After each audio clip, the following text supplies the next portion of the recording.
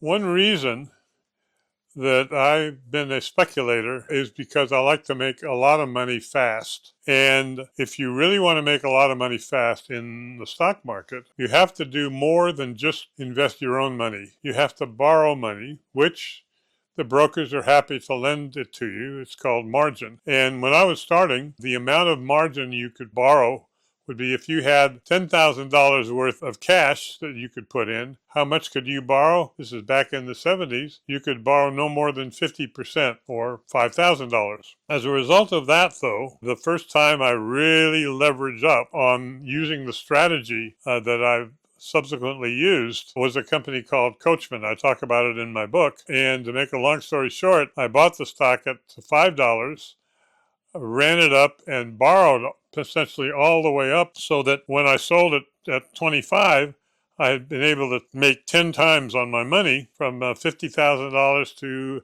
$500,000, which is still a lot of money, but even more money then. And I was in my 20s and 30s. So having had that wonderful experience with not only margin, but also limiting the number of positions that I had to one, I essentially had all my money in Coachman, and I then did it again, as I talk about in the book, with a company pretty well known.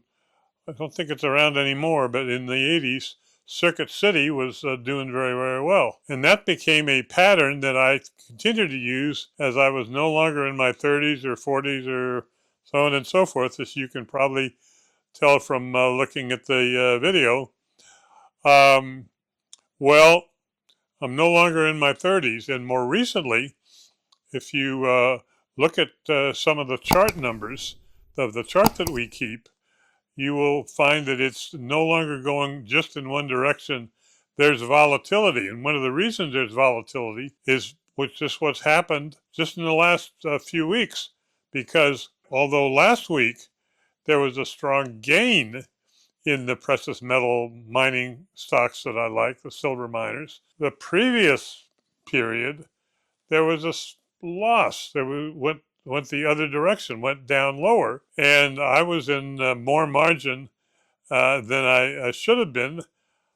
Why was I able to save myself and have this enjoyable video with even today a little sense of mellow optimism? Well, because I had learned a long time ago that when you suffer a situation where stocks are going down and you start having your margin become a bigger and bigger percentage, you have to do two things. The first thing you have to do is, while it's actually happening, you have to cut your margin by selling stocks to raise cash. And I have had in the past a 3-day period. Let's say I'm 40% on margin, which might be $100,000 in equity, and I borrowed $40,000, and we start to have a bear market. The first day that starts to happen, I would go maybe a third of the way down from having 40% margin to 25%. If it happens the next day, I go from 25% to 10%. That is to say, I've got for every dollar of equity, I've borrowed 10 cents. And if it goes on for the third day,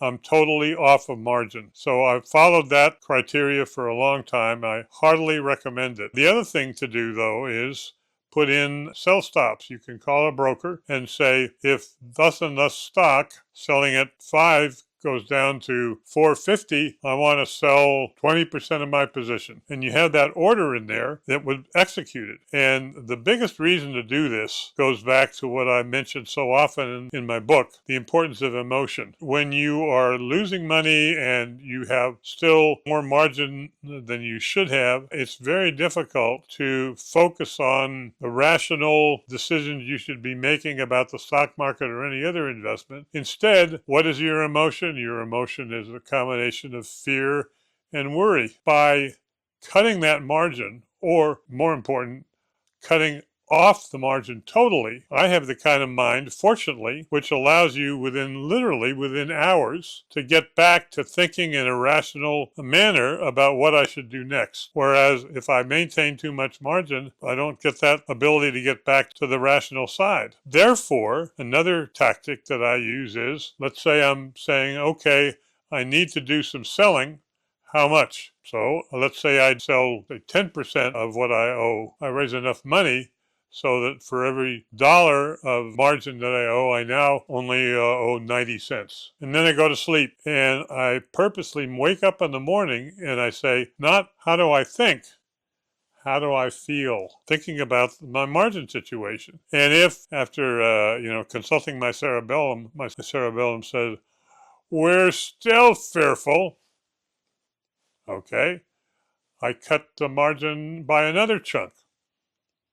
And then I go to sleep that night, wake up, and hopefully that day, when I'm thinking about it, I'm saying, I'm no longer afraid.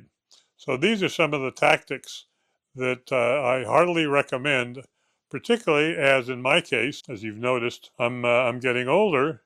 And so things that might have been appropriate when I was younger or was earning a big salary are no longer appropriate now. So this is a little discourse on the importance of both emotion and the importance of recognizing when you're no longer a kid in terms of how aggressive you should get with margin.